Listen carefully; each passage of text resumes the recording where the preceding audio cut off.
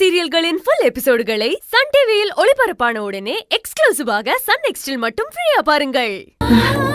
போனை பண்ணி யாராவது வர சொல்லணுமே. இந்த போனை எங்க வச்சு தொலைச்சு?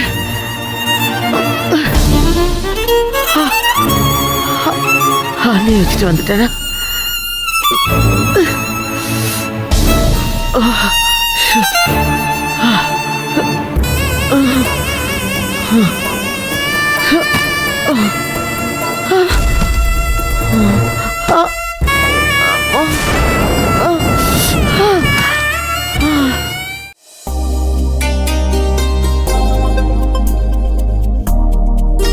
அண்ணே, சாப்பாடு எப்படி இருக்குன்னு கேளுங்க. அருவி, சாப்பாடு எப்படி இருக்குன்னு சொல்லவே இல்லையம்மா நீ. சொல்லுமா, உனக்கு சாப்பாடு பிடிச்சிருக்கா? எனக்கு என்னமோ சந்தேகமாவே இருக்கு. இது நீங்க சமைச்ச சாப்பாடு மாதிரியே எனக்கு தெரியல.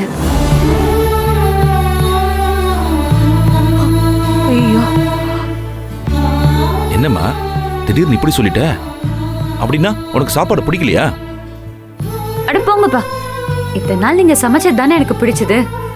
ஆனா இன்னைக்கு இத நீங்க சமைச்சீங்களான்னு என்னால நம்பவே முடியல. அந்த அளவுக்கு இந்த சாப்பாடு சூப்பரா அவ்வளவு டேஸ்டா இருக்கு.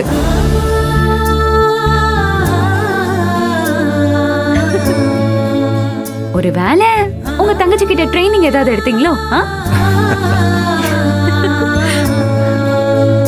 என்னம்மா நீ வேற, நான் எதுக்குமா ட்ரைனிங் எடுக்கணும்? நீ சின்ன புள்ளையா இருக்கும் போதுல இருந்து நீ கல்யாணம் பண்ணி போற வரைக்கும் நாம 2 பேருக்கும் சமைச்சு நான் எக்ஸ்பர்ட் ஆயிட்டேம்மா. அதனாலதான் இன்னைக்கு நான் சமைச்ச சாப்பாடு ரொம்ப ருசியா இருக்கு. நீங்க என்ன வச்சுதான் சமைக்கவே கத்துக்கிட்டேன்னு சொல்லுங்க. இந்த லேப்ல இருக்கிற அந்த எலி மாதிரி தானே யூஸ் பண்ணிக்கிட்டீங்க என்னப்பா? அப்போ சின்ன வயசுல எனக்கு அடிக்கடி ஃபீவர்லாம் வருமே, அதுக்கெல்லாம் நீங்க தானே காரணம்.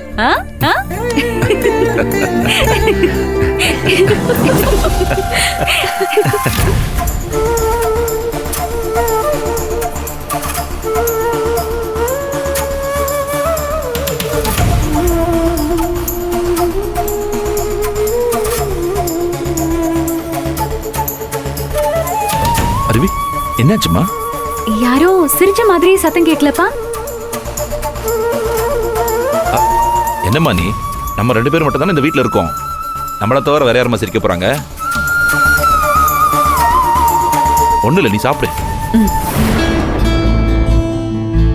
அப்பா, ஆனா நான் சும்மா பெருமைக்காக சொல்றேன்னு நினைக்காதீங்க. உண்மையிலேயே சாப்பாடு எனக்கு ரொம்ப பிடிச்சிருக்கு.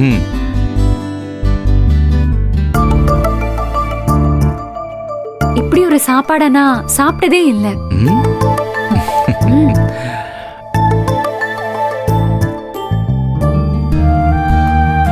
சின்ன வயசுல இருந்தே என் தங்கச்சி நல்லாவே சமைப்பா. இன்னைக்கு அவ பொண்ணு வரானதும் இன்னும் அக்கறை எடுத்து சமைச்சிருக்கா.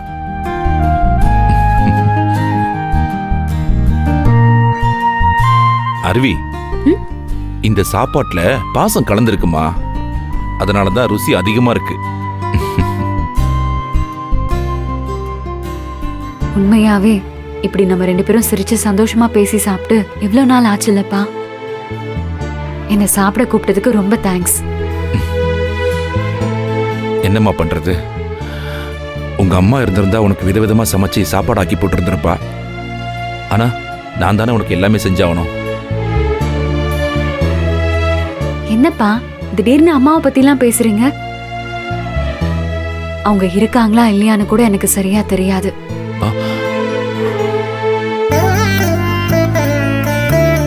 எதனால என்ன தனியா விட்டுட்டு போனாங்கன்னு எனக்கு தெரியல.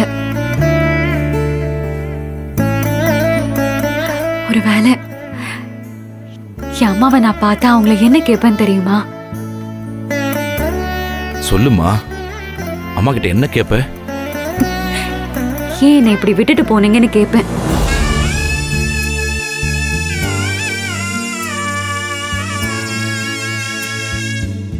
ஒருவேளை நான் பொண்ணா பிறந்ததுனாலதான் என்ன பிடிக்காம குப்பை தொட்டில தூக்கி போட்டு போயிட்டியான்னு கேட்பேன்.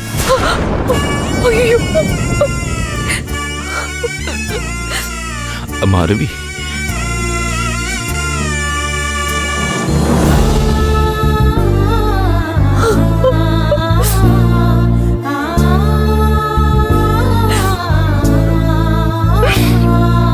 அருவி, ஏன் இப்படிலாம் பேசுற?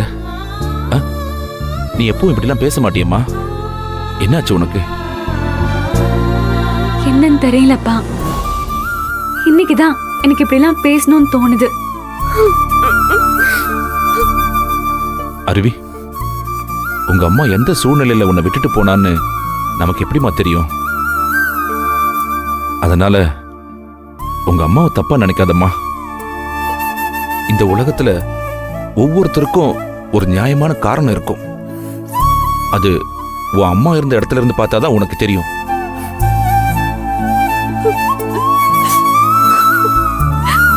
என்னப்பா, என் அம்மாவை பார்த்த மாதிரியே பேசுறீங்களே? அது அப்படிலாம் இல்ல அருவி. அது ஒருத்தரை பார்த்தாதான் அவங்கள பத்தி புரிஞ்சுக்கணும்னு இல்லம்மா. யோசிக்கும் போதே சில விஷயங்களை புரிஞ்சுக்க முடியும்ல. ஒரு தாய் எப்பவுமே தான் புள்ளைய பாரமா நினைக்கவே மாட்டாமா. அப்படி நினைச்சா அவ தாயாவே இருக்க முடியாது. நீங்க சொல்றது உண்மைதான். நான் ஒன்னும் எங்க அம்மாவை தப்பா சொல்லல. சும்மா என் மனசுக்கு தோணுனதை தான் நான் சொன்னேன், அவ்வளவுதான்.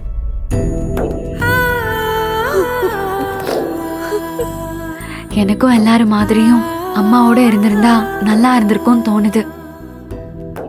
ஆனா சும்மா ஆசைப்பட்டா மட்டும் முடியுமா? எனக்கு தான் என் அம்மா கூட இருக்க கொடுத்து வைக்கலையே.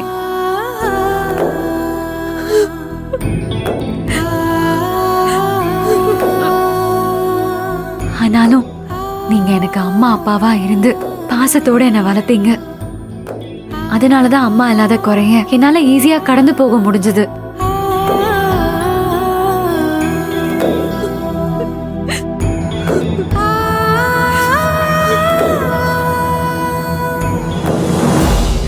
அருவி, என்ன மன்னிச்சிருமா.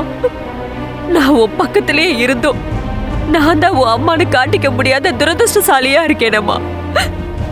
உண்மையாவே எனக்கு உன் கூட இருக்கணுங்கிறது தான் என்னோட ஆசையே. ஆனா இப்போதைக்கு எனக்கு அதை கொடுத்து வைக்கல.